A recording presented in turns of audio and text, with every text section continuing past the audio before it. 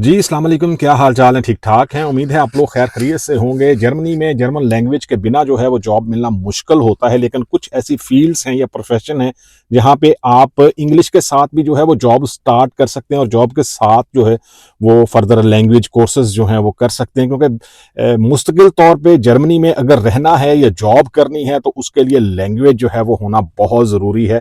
आप इंग्लिश से स्टार्ट तो ले सकते हैं, लेकिन जर्मन लैंग्वेज के बिना जो है वो यहाँ पे सरवाइव करना थोड़ा मुश्किल होता है। आज यही हमारी आज की वीडियो का टॉपिक है कि जिसमें हम बात करेंगे कि कौन कौन से ऐसे फील्ड्स हैं या प्रोफेशन हैं जहाँ पे आप इंग्लिश के साथ जो है वो जॉब स्टार्ट कर सकते हैं। इस सिलसिले में सबसे पहले आता है जी वेयर हाउस या लॉजिस्टिक। यहाँ पे आपको पैकिंग या लोडिंग का काम करना, तो लैंग्वेज जो है वो जर्मन लैंग्वेज होना ज़रूरी नहीं है, लेकिन अगर आपके पास हो तो प्लस पॉइंट है। बेसिक इंग्लिश जो है वो काफ़ी होती है, बेसिक अंडरस्टैंडिंग जो है वो काफ़ी है।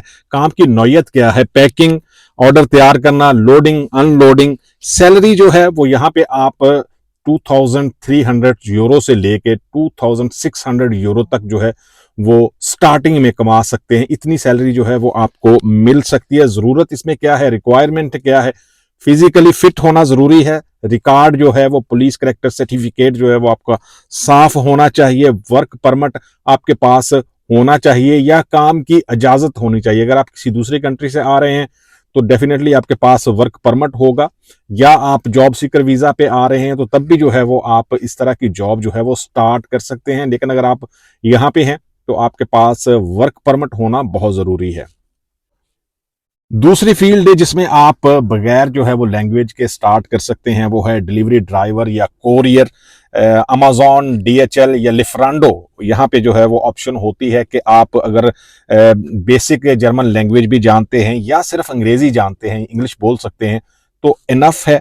और आपके पास जो है वो लेकिन यूरोपीय यूनियन का या जर्मनी का जो है वो लाइसेंस होना चाहिए। लाइसेंस के बिना जो है वो आप ये जॉब नहीं स्टार्ट कर सकते।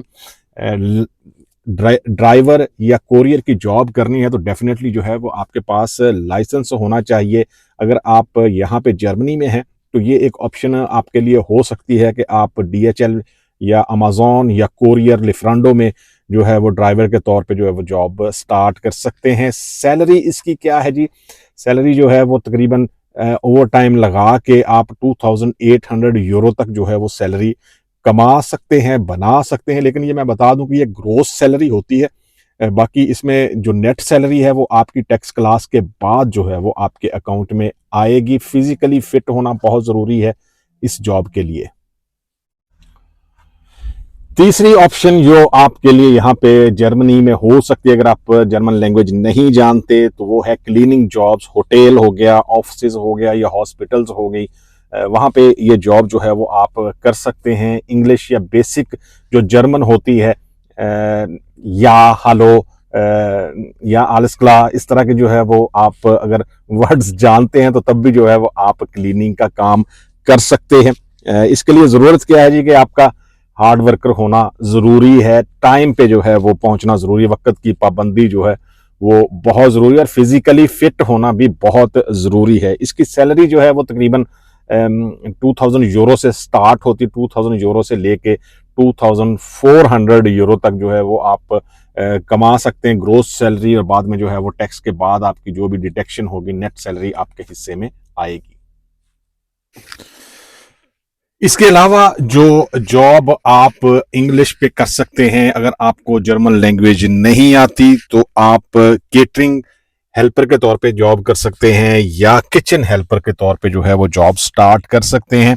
इसके लिए भी ज़ुबान जो है वो लैंग्वेज ज़रूरी नहीं है। अगर आप इंग्लिश भी बोल सकते हैं या सिर्फ जो है वो जर्मन समझ सकते हैं, बोल नहीं सकते, तो तब भी आप ये जॉब जो है वो स्टार्ट कर सकते हैं।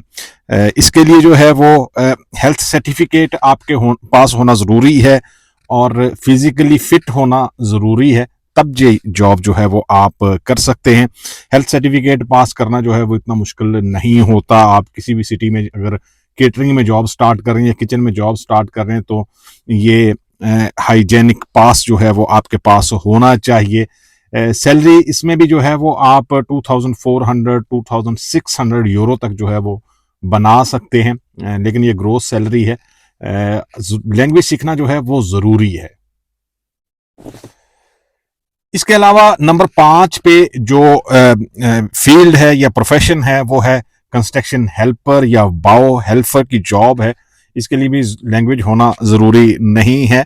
इंग्लिश जो है वो आपको अगर आती है, आप समझते हैं, तो आप जॉब स्टार्ट कर सकते हैं। फिजिकल स्ट्रेंथ होना बहुत ज़रूरी है, फिजिकली फिट हो आप। सेफ्टी रूल्स को जो है वो फॉलो करना किसी भी कंस्ट्रक्शन साइट पे बेसिक जो है वो पॉइंट होता है। आपको ज़रूर जो है वो सेफ्टी रूल्स फॉलो करने पड़ते हैं, क्योंकि ये काम जो है वो हाइट पे भी होता है, और दूसरी छोटी कंस्ट्रक्शन साइट या रोड कंस्ट्रक्शन साइट, वहाँ पे भी जॉब हो सकती है।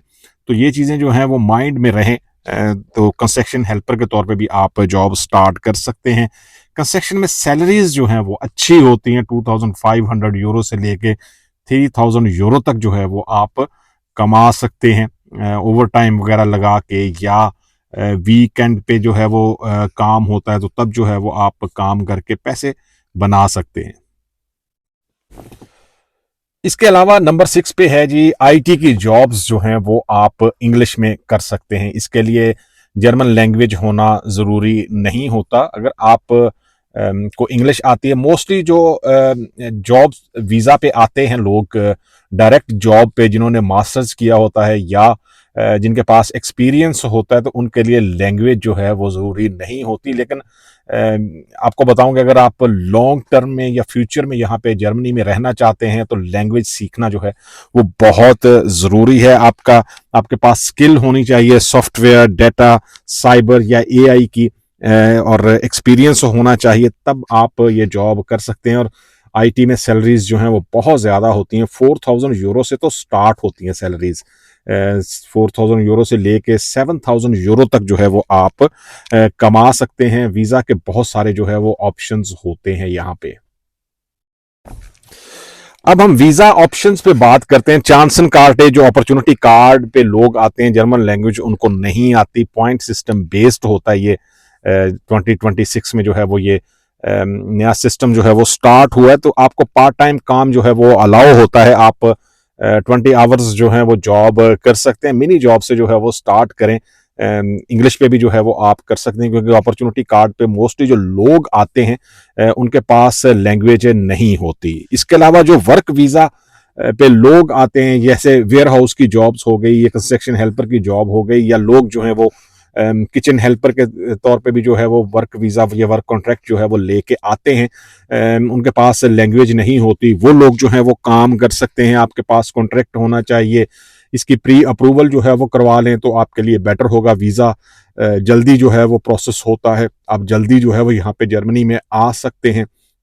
ये एक ऑप्शन होता है। इसके अलावा ऑसबिल्डिंग वीज़ा पे अगर आप आते हैं, कोई ऐसी ऑसबिल्डिंग जो आप B1 पे कर लैंग्वेज करने के बाद यहाँ पे जर्मनी में अप्लाई करते हैं, आपको ऑसबिल्डिंग मिलती है, तो उसके साथ आप मिनी जॉब्स जो हैं वो कर सकते हैं। आपको डेफिनेटली शुरू में जो है वो लैंग्वेज प्रॉब्लम होगी, लेकिन इस तरह की छोटी जॉब्स जो हैं, जो ऑसबिल्डिंग वीज़ा पे लोग आते हैं, उनके लिए भी जो है वो बेटर है। लास्ट में मैं आपको बताऊं, लैंग्वेज जो है वो सीखना बहुत ज़रूरी है, लेकिन लैंग्वेज के बिना भी यहाँ पे जो है वो काम हो सकता है। बहुत सारी नेशनलिटीज़ के लोग हैं यहाँ पे, मल्टी कल्चरल सिस्टम है यहाँ पे जर्मनी में। आपको बहुत सारी नेशनलिटीज़ मिलेंगी जो जो लोग लैंग्वेज नहीं बोल सकते, जिनको लैंग्वेज नहीं आती, लेकिन वो भी यहाँ पे जॉब कर रहे हैं, यहाँ पे काम कर रहे हैं। आप लोग भी अगर किसी भी वीज़ा पे जो है वो जर्मनी में आते हैं, या इस तरह का कोई वर्क कॉन्ट्रैक्ट जो है वो लेके आते हैं, तो आपके लिए भी ऑप्शन है कि आप यहाँ पे जो है वो काम कर सकते हैं। ये कुछ ऑप्शंस थी, मैंने सोचा कि आपके लिए जो है वो इंफॉर्मेशन के लिए एक वीडियो जो है वो ज़रूर अपलोड करूं, ताकि आप लोगों को पता हो कि अगर आपको लैंग्वेज नहीं आती तो फिर भी जो है वो आप वर्क वीज़ा लेके आ सकते हैं, वर्क कॉन्ट्रैक्ट लेके आ सकते हैं। अपॉर्चुनिटी कार्ड पे हैं तब भी जो है वो आप ये जॉब्स जो हैं वो कर सकते हैं। इससे आपका वीज़ा एक्सटेंड हो गया, एक्सटेंशन होगी, ये तो आपको ऑसलैंडर अम्ट ही बता सकता है, लेकिन ये एक ऑप्शन होती है कि जिससे आप पैसे कमा सकते हैं। मिलेंगे किसी दूसरी वीडियो में, दुआओं में ज़रूर याद रखें। अल्लाह हाफिज़।